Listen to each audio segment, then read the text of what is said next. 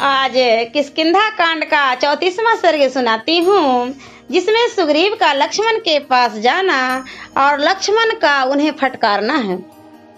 लक्ष्मण बेरोक टोक भीतर घुस आए थे।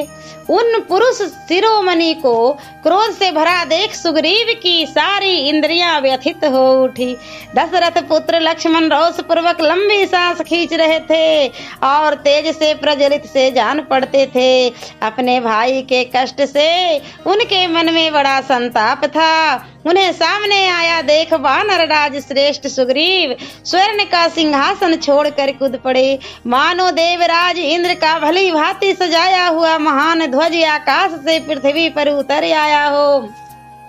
सुग्रीव के उतरते ही रूमा आदि स्त्रियां भी उनके पीछे उस सिंहासन से उतरकर खड़ी हो गई, जैसे आकाश में पूर्ण चंद्रमा का उदय होने पर तारों के समुदाय में उदित हो गए हों। श्रीमान सुग्रीव के नेत्र मद से लाल हो रहे थे।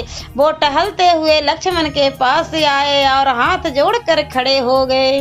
लक्ष्मण वहाँ महान कल्प वृक्ष के समान स्थित थे। सुग्रीव के साथ उनकी पत्नी रूमा भी थी। वे स्त्रियों के बीच में खड़े होकर तारिकाओं से घिरे हुए चंद्रमा की भांति शोभा पाते थे। उन्हें देखकर लक्ष्मण ने क्रोध पूर्वक कहा, वानर राज धैर्यवान कुलीन दयालु जितेंद्रिय और सत्यवादी राजा का ही संसार में आदर होता है।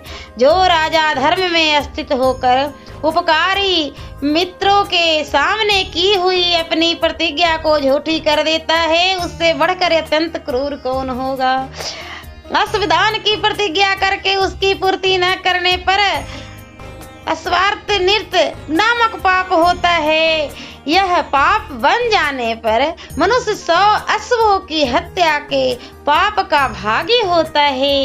इसी प्रकार गोदान विषयक प्रतिज्ञा को मिथ्या कर देने से सहस्र गौओं के वध का पाप लगता है, तथा किसी पुरुष के समक्ष उसका कार्य पूर्ण कर देने की प्रतिज्ञा करके जो उसकी पूर्ति नहीं करता है, वह पुरुष आत्मघात और स्वजन वध के पाप का भागी होता है।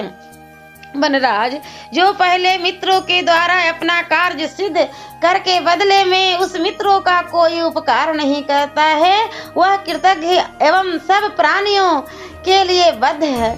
कपिराज किसी कृतज्ञ को देखकर कुपित हुए ब्रह्मा जी ने सब लोगों के लिए आदरणीय एक श्लोक कहा है, इसे सुनो। हत्यारे शराबी चोर और व्रत भंग करने वाले पुरुष के लिए सत्य पुरुषों ने प्रायश्चित का विधान किया है, किंतु कृतज्ञ के उदार का कोई उपाय नहीं है।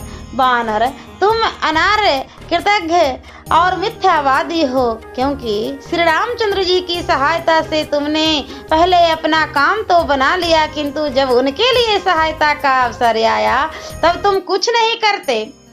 वानर तुम्हारा मनोरथ सिद्ध हो चुका है।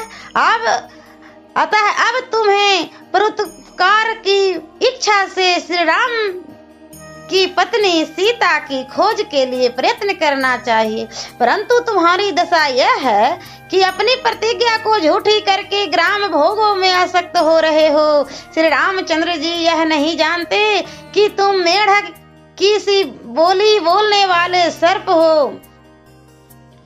महाभाग श्री रामचंद्र जी परम महात्मा तथा दया से द्रवित हो जाने वाले हैं। अत्यंत उन्होंने तुम जैसे पापी और दुरात्मा को भी वानरों के राज पर बिठा दिया। यदि तुम महात्मा रघुनाथ जी के किए हुए उपकार को नहीं समझोगे तो शीघ्र ही उनके तीखे बाणों से मारे जाकर बाली का दर्शन करोगे। सुग्रीव, बाली मारा जाकर जिस रास्ते पे गया है वह आज भी बंद नहीं हुआ है, इसलिए तुम अपनी प्रतिज्ञा पर डटे रहे हो। बाली के मार्ग का अनुसरण न करो।